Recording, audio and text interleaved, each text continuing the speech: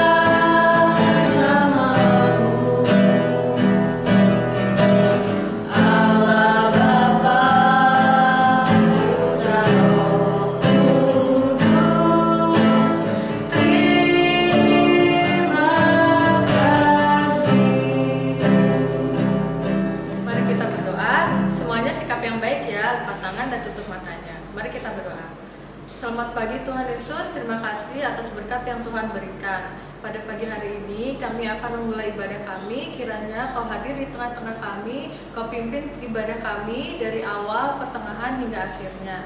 Kiranya Kau usir segala roh-roh yang ingin mengganggu kami. Biarlah Roh Kudus hadir di tengah kami. Terima kasih Tuhan, hanya di dalam Tuhan Yesus kami sudah berdoa. Haleluya, amin. Sekarang semuanya masih pada ngantuk? Kalau misalnya masih pada ngantuk, sekarang kita semua bangkit berdiri, kita mau memuji Tuhan, kita mau nyanyikan lagu dalam nama Tuhan Yesus, semuanya harus pakai gerakan dan harus semangat. Oke? Dalam nama Yesus, dalam nama Yesus, tata kuasa iblis sudah dikalahkan. Aku bebas, engkau dibebaskan. Aku bebas, engkau dibebaskan. Lebih semangat. Dalam nama Yesus, dalam nama Yesus, tata kuasa iblis sudah dikalahkan. Aku bebas, engkau dibebaskan. Aku bebas, engkau dibebaskan.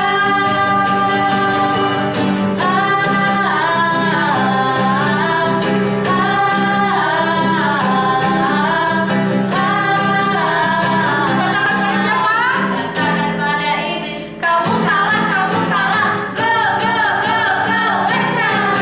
Sekali. Dalam nama Yesus, dalam nama Yesus, tata kuasa iblis sudah dikalahkan. Aku bebas, engkau dibebaskan. Aku bebas, engkau dibebaskan.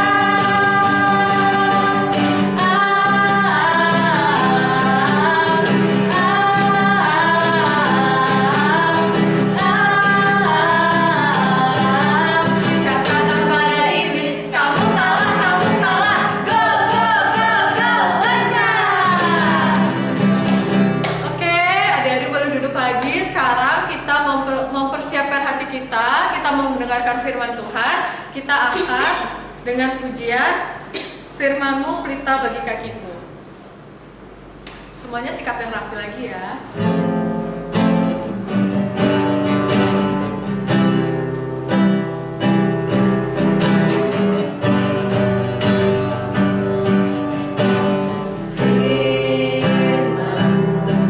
Pelita bagi kakiku, terang bagi jalanku. Firman-Mu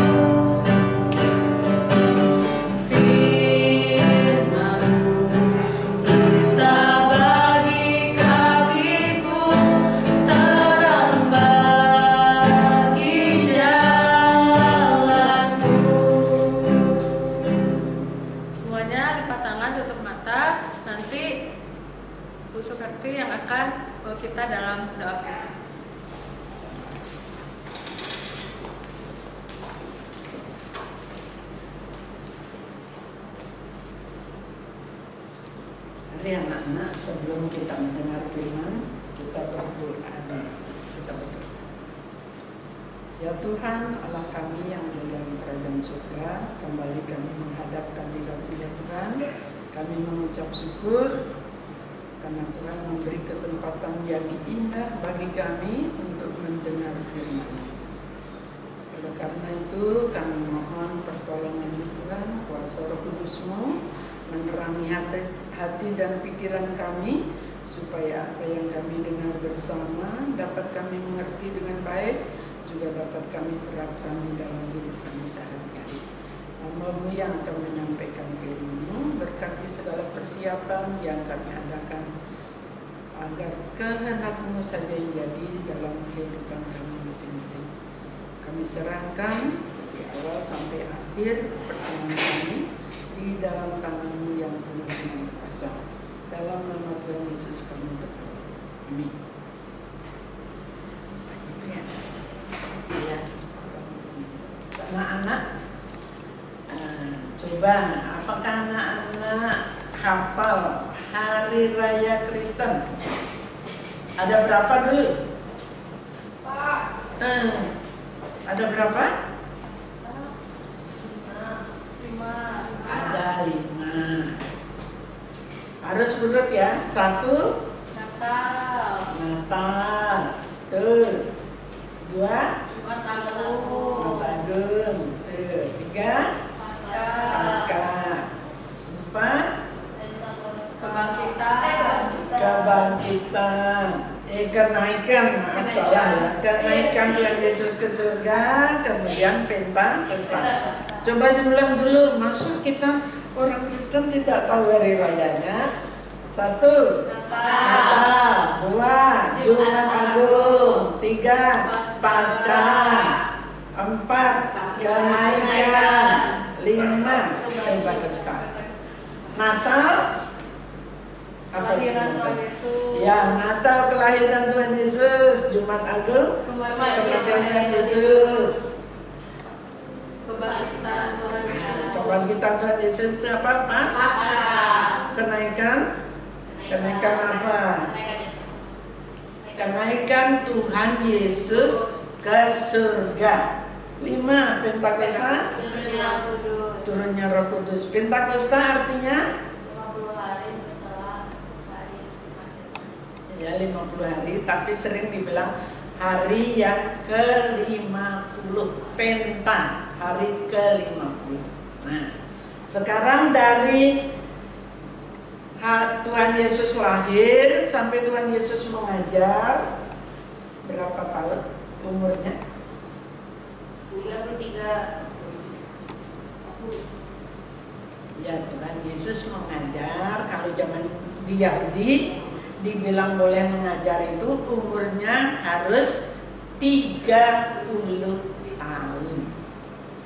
Yesus mengajar, mencari murid, mengajar orang banyak selama 3 tahun. Selama 3 tahun apa saja yang diajarkan? Mungkin anak-anak ingat. Yang mengasihi, membasuh kaki murid-murid itu saling mengasihi satu dengan yang lain, suka berbagi, suka menolong. Yesus menyembuhkan apa? Orang lumpuh, orang buta, orang sakit, kemudian mengusir setan, mengusir setan, lagi menghidupkan orang mati. Banyak yang ditunjukkan oleh Tuhan Yesus, kuasanya, yang kasihnya. Tuhan Yesus terlalu baik. Dia diapain tidak pernah melawan. Tetapi orang, terutama ahli agama, ahli Taurat tidak senang. Maka itu selalu mereka berusaha mencari jalan untuk menangkap dan membunuh Tuhan Yesus. Akhirnya terjadilah peristiwa itu pada Jumat Agung. Tapi apa Tuhan Yesus kalah? Tidak. Dia bangkit pada hari yang ketiga. Semua geger. Murid-muridnya berapa jumlahnya? 12. Takut. Sekarang tinggal 11. Dia takut. Dibilang mencuri mayat Tuhan Yesus.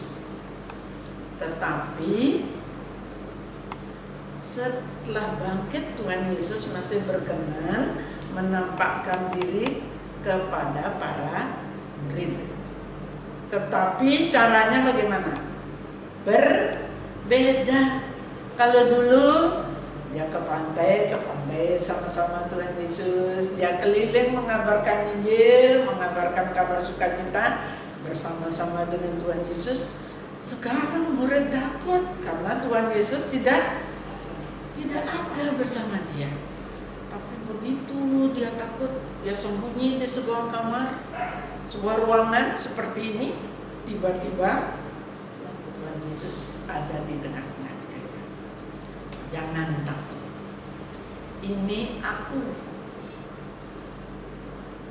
Tuhan Yesus juga menunjukkan tangannya yang bekas ditusuk paku.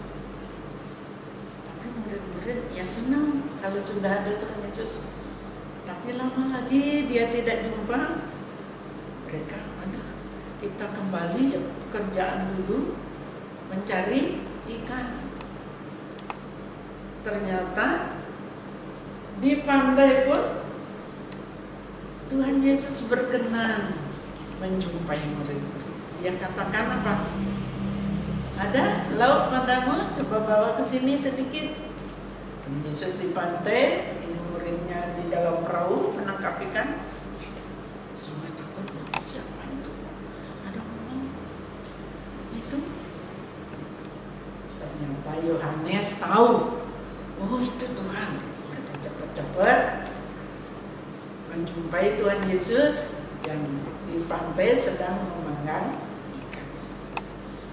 Nah, beberapa kali Tuhan Yesus menyatakan diri, yang tanpa Thomas, yang dengan Thomas, yang kepada perempuan, yang kemudian ya Tuhan Yesus sudah sering mengatakan, saya ini tidak akan terus bersama-sama dengan kamu. Saya harus kembali kepada Bapa. Karena apa? Karena Tuhan Yesus bukan dari dunia ini. Dari mana dia?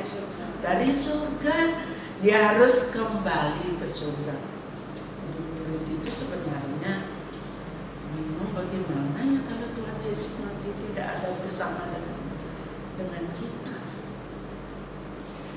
Nanti ya kita bertemu satu saat di sebuah bukit di Yerusalem.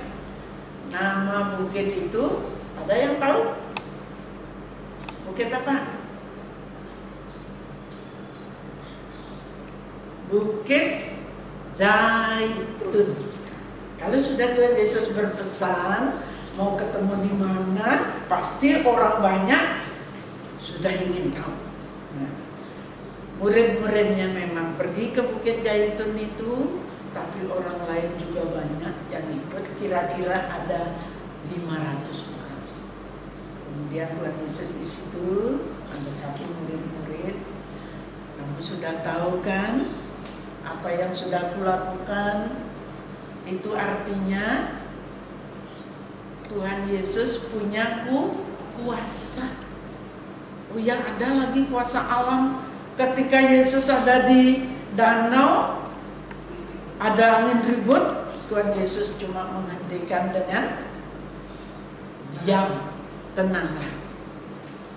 Tuhan Yesus mendekati orang banyak, mendekati murid-murid. Segala kuasa, Tuhan Yesus katakan, segala kuasa diberikan kepadaku di dalam surga maupun di bumi. Karena itu, pergilah, jadikanlah sekalian bangsa itu muridku. Baptislah dia di dalam nama Bapa, Putra, dan Roh Kudus. Dan ingatlah, aku menyertai kamu senantiasa sampai kesudahan alam. Tuhan Yesus mengangkat tangannya, memberkati mereka. Kamu akan menerima kuasa bila Roh Kudus turun atasmu. Kamu akan menjadi saksi bagiku di Yerusalem, di seluruh Yudea dan Samaria, dan sampai ke ujung bumi. Ternyata Tuhan Yesus terangkat.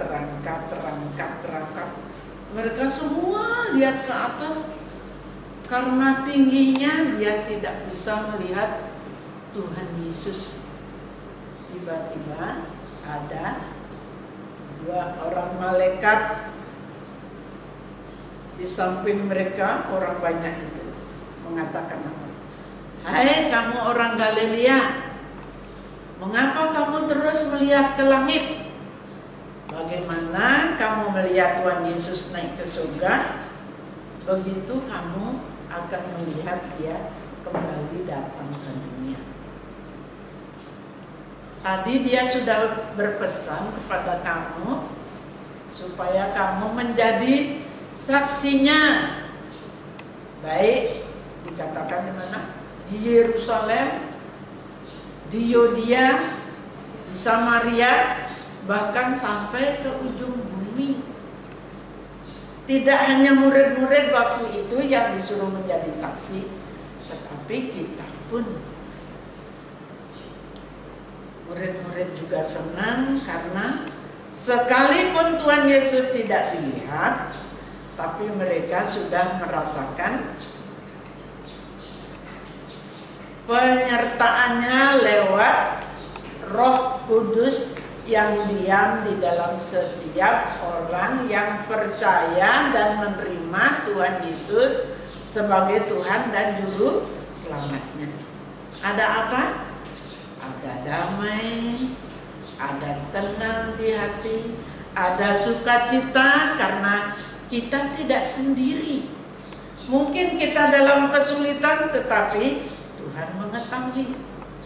Mungkin kita di dalam kesusahan, Tuhan ada di samping kita. Jadi walaupun Tuhan tidak bersama dengan kita, tetapi kuasanya kita sudah tahu, kasihnya kita sudah tahu.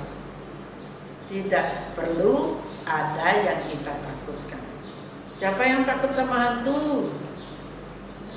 Tidak. Katanya tadi kuasa iblis sudah dikalahkan. Dia akan pergi dari kita karena kita bersama dengan Tuhan Yesus. Nah sekarang kalau ibu tanya, apa contoh bersaksi? Siapa yang tahu? Mbak Omi, berbuat baik. Lakukan apa yang baik, yang benar, yang sesuai dengan kehendak Tuhan. Kadang-kadang kalau kita melakukan kebaikan, justru kita merasa senang karena apa? Itu tanda Tuhan ada bersama dengan kita. Jadi sukacita bila bukan saja kita dapat menerima sesuatu dari orang lain, tapi sukacita itu terjadi kalau kita bisa berbagi untuk orang lain.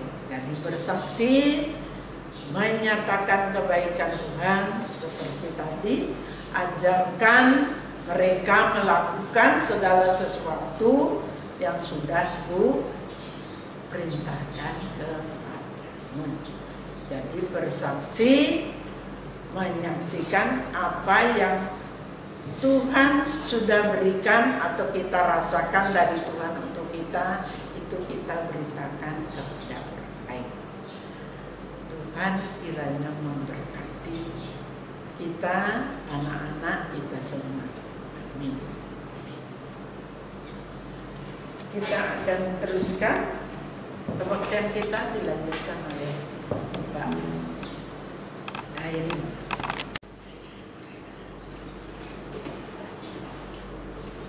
Bagaimana firman hari ini? Firman hari ini sungguh memberkati kita ya. Jadi caranya untuk bersaksi adalah dengan berbuat baik kepada sesama. Pada pagi hari ini kita mau persembahan, semuanya boleh disiapin dulu ya uang persembahannya. Kita mau angkat pujian bersyukur.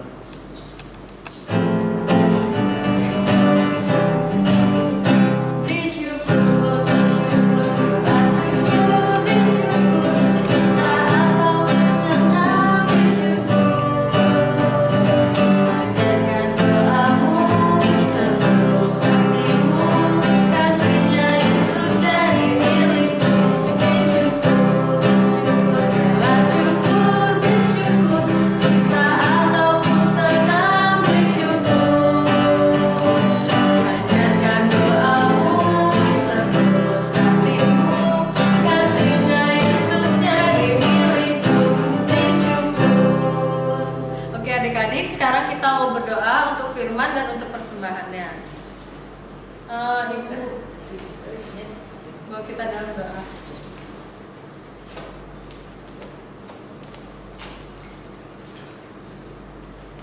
Mari kita berdoa. Ya Tuhan Allah kami yang ada dalam kerajaan surga, Allah yang kami kenal di dalam Tuhan Yesus, Allah yang penuh dengan kasih, Allah yang penuh dengan kuasa, yang memelihara menyertai kami di dalam setiap keadaan. Kami bersyukur atas firman-Mu yang boleh kami dengar hari ini, di mana walaupun Tuhan tidak dapat kami lihat dengan mata kepala kami, tapi Tuhan ada bersama-sama dengan kami. Tuhan senantiasa menyertai anak-anak-Mu dimanapun mereka berada. Tuhan tahu keadaan mereka masing-masing. Tuhan akan menyertai, memberkati, melindungi mereka sesuai dengan keperluannya.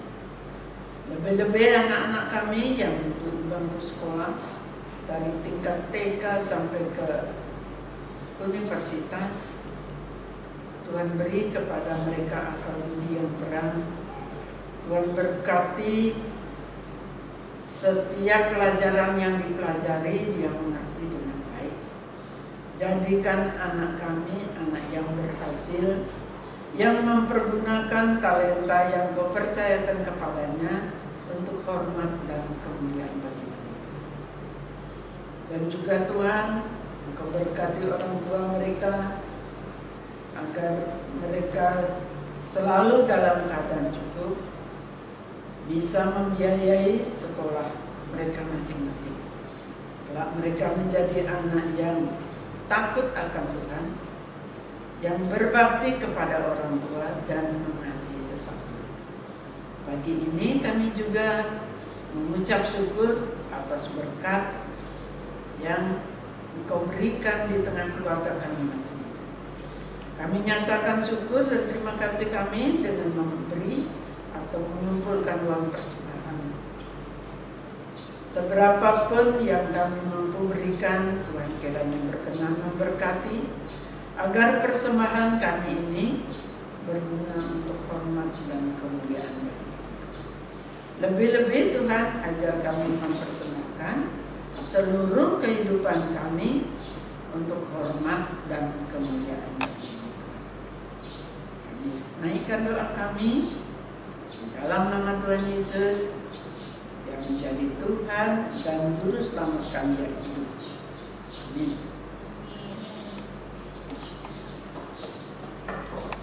Nah, oke adik-adik, kita sekarang udah mau selesai ibadahnya. Tapi sebelum kita selesai ibadahnya, kita mau angkat satu pujian lagi. Adik-adik boleh bangkit berdiri. Kita mau nyanyi lagu Ku Menang, Ku Menang.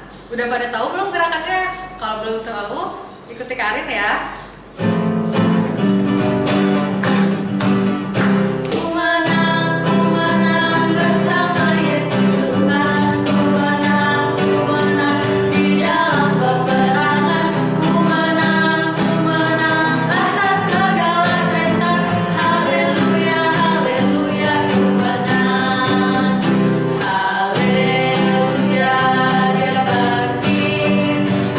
Haleluya, dia